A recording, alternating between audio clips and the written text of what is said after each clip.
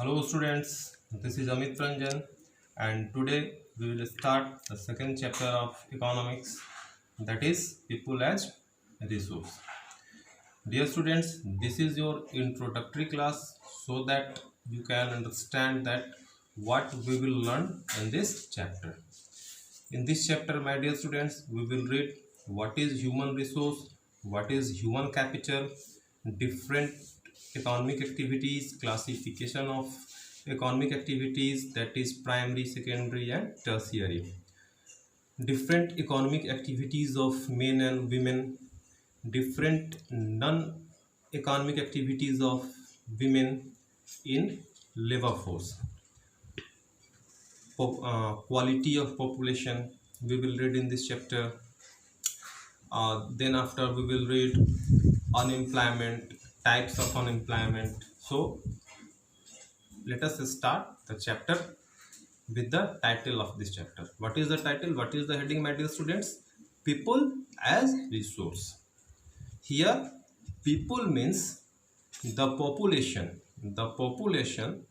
who resides within a country, the population who resides within a country.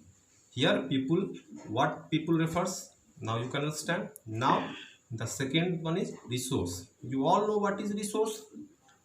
Any material, money or any other thing that can be used in the time of need is resource.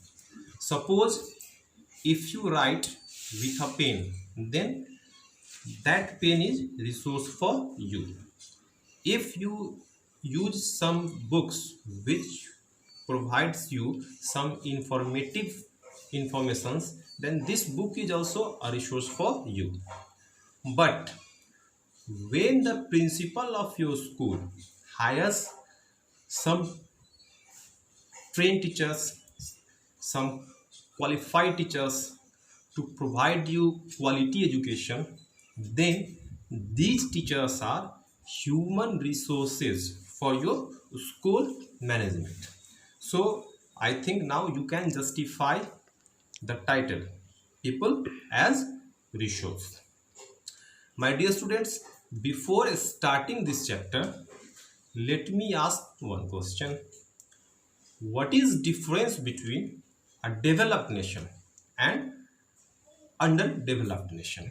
Maybe your answer would be developed nations have advanced technology, um, superior infrastructure, whereas if we talk about underdeveloped nation, they have outdated technology, they are technically hindered, they have poor infrastructure. But my dear students, it is not completely true. It is not completely true. It is the quality of population. It is the quality of the population which decides whether the nation is developed or underdeveloped or undeveloped. And what is the quality of population? We will discuss it in details later, but in short we can say quality of population means if the population is highly literate, they are skilled, they are trained, they have good healthcare facilities, then the quality of population is high. Let us take some example of your neighboring nations. If we talk about Japan and Nepal, you all know that Japan has very scarce amount of natural resource. Despite having very scarce amount of natural resource, Japan is a developed nation. Why? Because the citizens of Japan are highly educated, highly skilled, well trained, they have good health care facilities. Whereas if we talk about Nepal has abundant amount of natural resource. Despite having all natural resources, Nepal is undeveloped nation. Why? Because the population of Nepal is of low quality. Means the citizens of Nepal are not well educated, not well trained, not skilled. They don't have good healthcare facilities. That's why Nepal is undeveloped nation. My dear students, now if we talk about population, if we talk about population, population is an asset for a nation rather than a liability. Here I used two terms, asset and liability. Asset means productive. Asset means productive, economically productive. Means people, if people are economically productive with the help of their knowledge, with the help of their training, with the help of their skills, they are asset for nations. And liability means non-productive. Non-productive means the people who don't have any contribution in the economic growth, in the GDP, then they are liability. Before some years, high population was considered as a liability, but nowadays the notion is changed. The high population will be also an asset for any nation if the nation invests in its population. Now the next term is human capital. What is human capital, my dear students?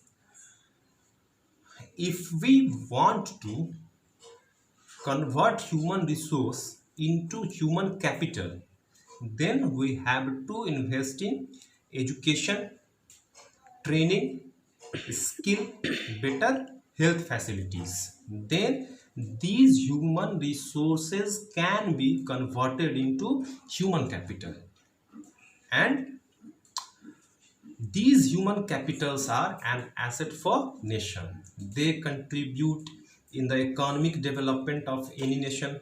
They continuously set an example for other nations. So you can say that you can't say that all human resources are human capitals, but you can say that all human capitals are human resource. My dear students, in your case study, there is a story of two boys named Sakal and Vilas. Sakal's parents understand the importance of education, better health facility, and they invested in Sakal's education. They also raised loan from bank for higher education of Sakal, and lastly Sakal was converted into human capital. Whereas if you talk about the other boy named Vilas, he didn't get proper nutrition, he didn't get proper education, he didn't get proper health care. So he was just fulfilling the needs of his family. Society was not getting any benefit from him. So with the help of this story, we can understand what is the importance of education, what is the importance of quality education, what is the importance of skill development, what is the importance of personality development. So my dear students, in next class we will read some other topics, some classification of economic activities performed by men and women. In next class we will read. Till then, bye.